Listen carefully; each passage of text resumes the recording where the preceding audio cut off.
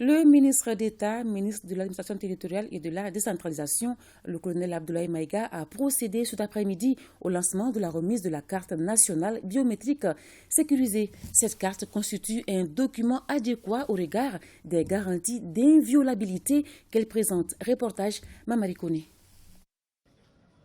La gestion des données de l'identité est un enjeu fondamental pour les autorités de la transition. C'est ainsi qu'elles ont décidé, sur la base des données du RAVEC, de produire la carte d'identité biométrique sécurisée afin que chaque citoyen puisse avoir son numéro NINA sur sa carte. La carte nationale biométrique sécurisée est enfin là. La carte nationale d'identité biométrique sécurisée est l'unique document d'identification. Elle remplace la carte NINA, la carte d'électeur, la carte d'identité classique et la carte consulaire. Elle est sécurisée, personnelle et incessible. Pour cette première phase, tous les Maliens âgés d'au moins 18 ans recevront les cartes nationales d'identité biométrique sécurisées gracieusement offertes par l'État. Commencé le 9 janvier 2023, la mise à jour des données du numéro d'identification nationale NINA pour l'obtention de la carte nationale biométrique sécurisée a pris fin le 31 mars dernier. La joie se lisait sur le visage des premiers bénéficiaires du précieux sésame. C'est un sentiment de fierté mais surtout de satisfaction parce que ce numéro d'identification-là, c'est d'abord un premier moyen d'existence légale. Deuxièmement, on sait que cette carte permet à l'État d'intégrer en fait le club des pays de la CEDEAO où on sait que la carte est devenue un standard.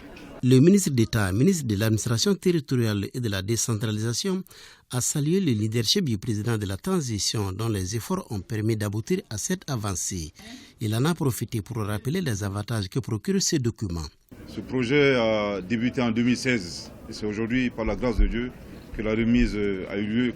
La carte nationale d'identité biométrique sécurisée a 4 intérêts. Le premier intérêt, c'est d'abord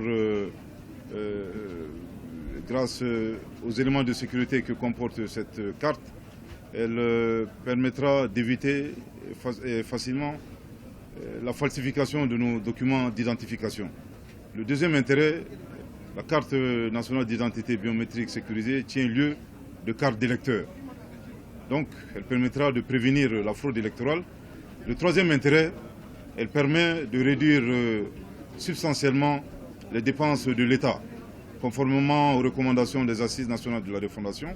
Et le quatrième intérêt, le Mali était en retard dans la région. Vous savez, quand vous regardez tous les États, globalement dans notre sous-région, ces États ont commencé à utiliser la carte nationale d'identité biométrique sécurisée depuis plusieurs années. Aujourd'hui, par la grâce de Dieu, nous rejoignons ces groupes d'États. Le ministre a par ailleurs invité les Maliens à se mobiliser pour retirer leur carte d'identité biométrique sécurisée. Le défaut de mise à jour des informations dans la base de données RAVEC n'empêche pas nos compatriotes d'avoir la carte nationale d'identité biométrique sécurisée. Je profite de cette occasion pour ici préciser que nous avons reçu une instruction très ferme du chef de l'État, c'est de faire en sorte que la remise de la carte nationale d'identité biométrique sécurisée soit la moins pénible pour nos compatriotes. Nous avons mutualisé l'ensemble de nos ressources humaines pour que la remise soit un succès sous la supervision de l'autorité indépendante de gestion des élections. Une autre innovation, nous permettrons à nos compatriotes, dans un premier temps, de vérifier la disponibilité de leur carte et d'identifier l'emplacement et les lieux de retrait de cette carte. Ceci permettra, bien entendu, d'éviter qu'ils ne perdent leur temps inutilement à attendre dans les lieux de retrait.